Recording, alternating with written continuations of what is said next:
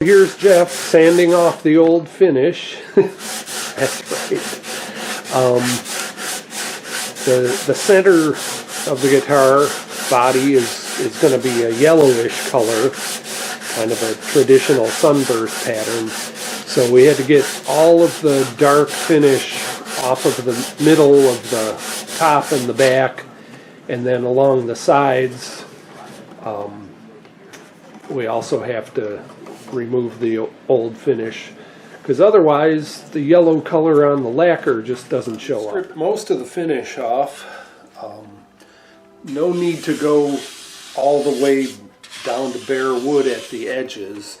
The finish that was on there is definitely compatible with the lacquer that I'm going to be spraying.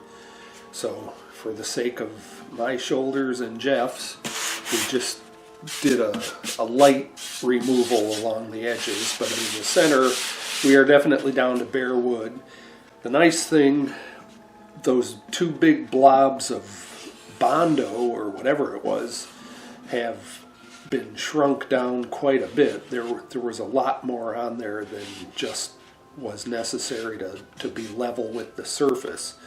So there will be a couple of little blemishes visible under the bridge, but it won't be too bad. So the back,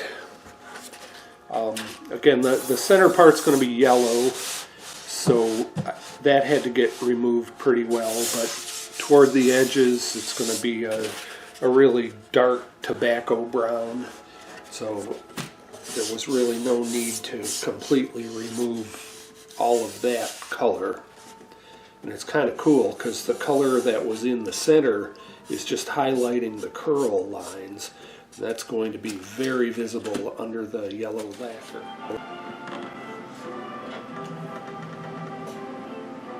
Here we go, Jeff. All right.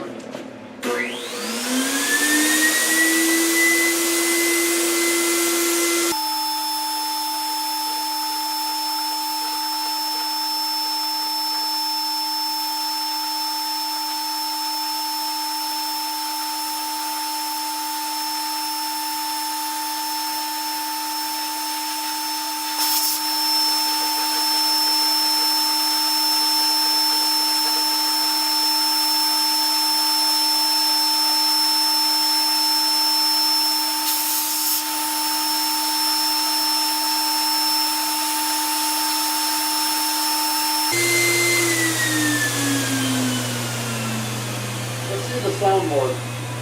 Yeah, that yellow doesn't show up at all on the neck. No. It's a little blotchy, but it's, 90 years of oxidation. Right. And I think it'll smooth out with the next round of color.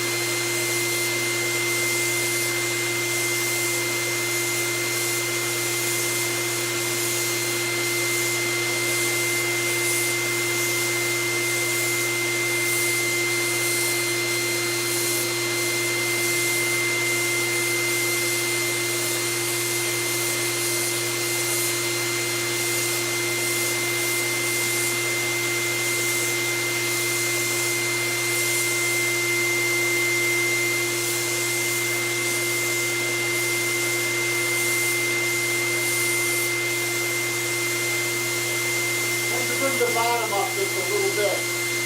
Yeah, right.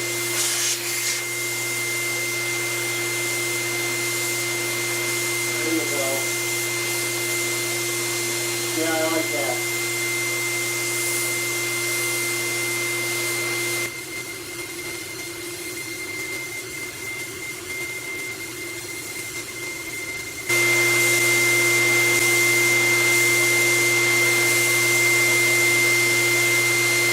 Yeah, I think it looks good, Jim.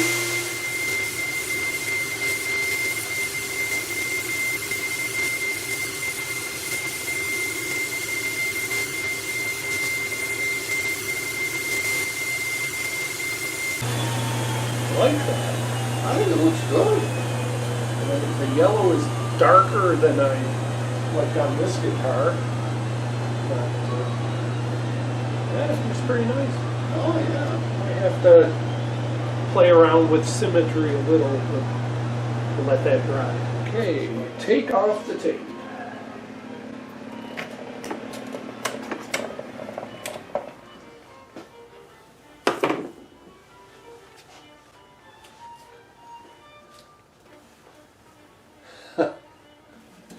Oh, it looks so different. Isn't that great? So throw it away.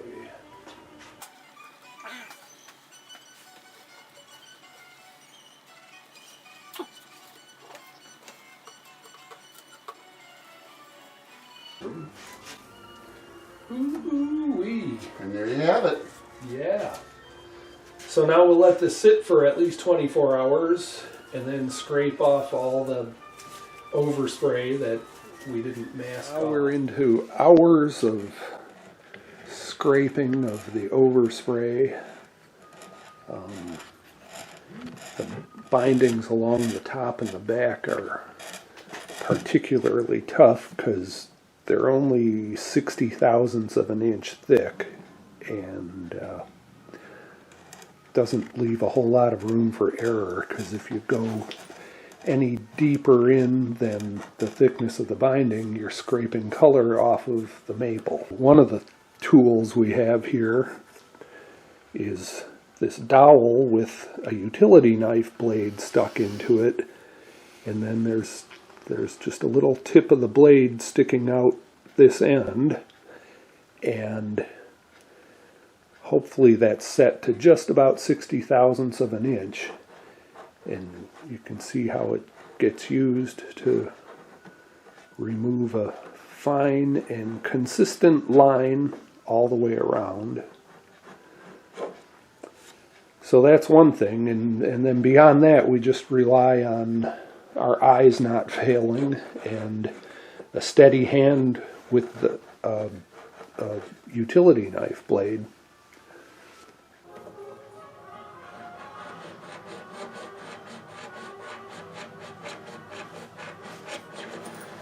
So what I'm doing here is cutting out, using this tool to cut the inside edge. It doesn't actually scrape it all off, but it gives me a border. And then I come back with a standard blade and, you know, not in a holder or anything, and then sort of clean up the residue. If I hold the blade at a little bit of an angle, then I don't come in contact with the material that I've already scraped off. So just about done. Yeah, I think so. Yeah, why don't you look it over and see what you think? Okay. Everything's been scraped. So now it's time to do some clear coats, several clear coats over the next week or so.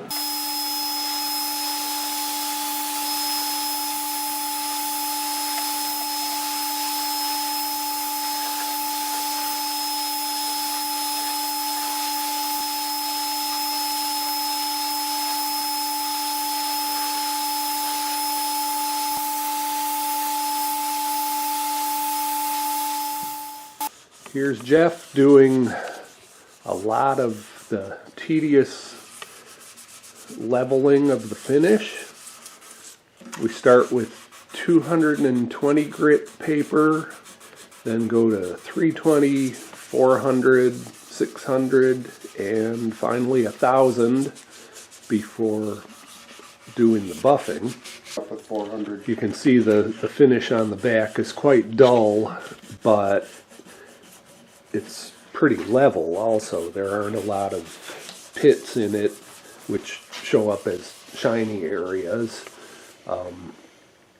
Then each subsequent grit of sandpaper makes the current scratches look that much smaller. And actually, that's all the buffing does too, is just makes scratches look smaller. Yeah, well, I mean, the buffing wheel does generate some heat, so that you actually can move material a little bit in order to fill in those scratch marks, which is different than sandpaper, of course, because sandpaper doesn't actually raise the temperature of the material. And that's part of the thing that you do with almost any buffing technique is, you adjust the speed and the grit of the polishing or compounds that you use in order to either remove material or heat it so it'll flow more.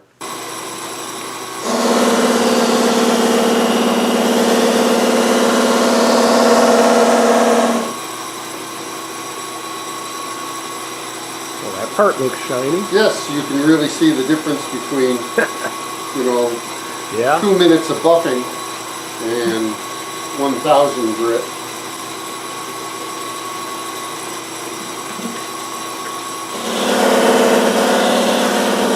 And this is with, just a medium grit compound. In the first pass. In the first pass.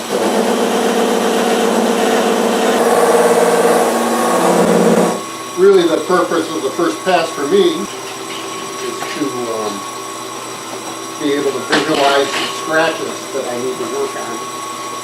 Yeah, get that sanding dust off of it. And, Right. Yeah.